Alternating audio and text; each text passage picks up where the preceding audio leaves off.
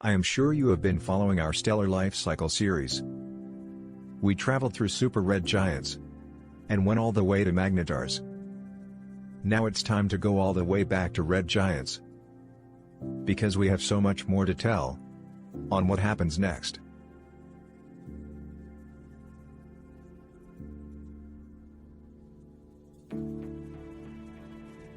Main sequence stars, including the Sun, formed from clouds of dust and gas drawn together by gravity.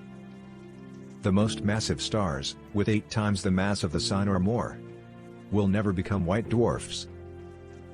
Instead, at the end of their lives, they will explode in a violent supernova, leaving behind a neutron star or black hole. Smaller stars, however, will take a slightly more sedate path. Low to medium mass stars, such as the Sun, will eventually swell up into red giants. After that, the stars shed their outer layers into a ring known as a planetary nebula. The core that is left behind will be a white dwarf. It is crushed to high density by gravity.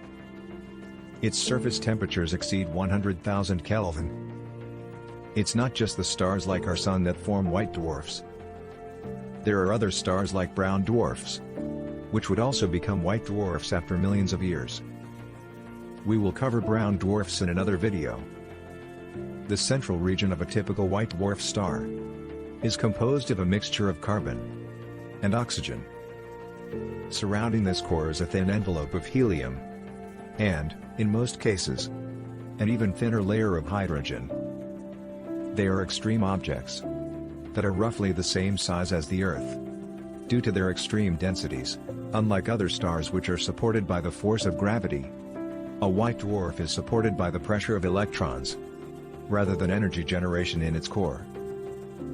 Another curious property of white dwarfs is that, the more mass they have, the smaller they are. The Chandrasekhar limit of around 1.4 solar masses is the limit to the mass a white dwarf can have, and still remain a white dwarf.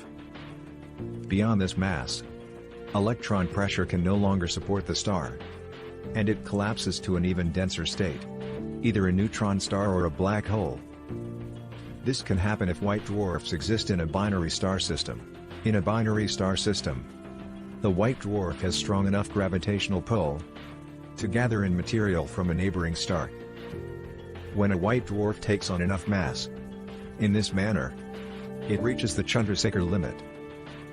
At this point, the pressure at its center will become so great that runaway fusion occurs, and the star will detonate in a thermonuclear supernova.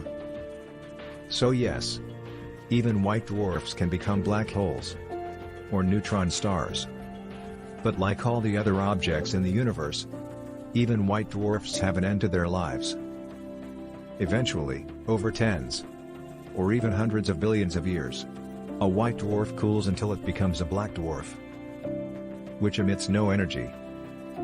Because the universe's oldest stars are only 10 billion to 20 billion years old, there are no known black dwarfs yet. The universe will eventually end when all the stars become black dwarfs, and everywhere we see will be complete darkness. A total blackout that will last for an eternity.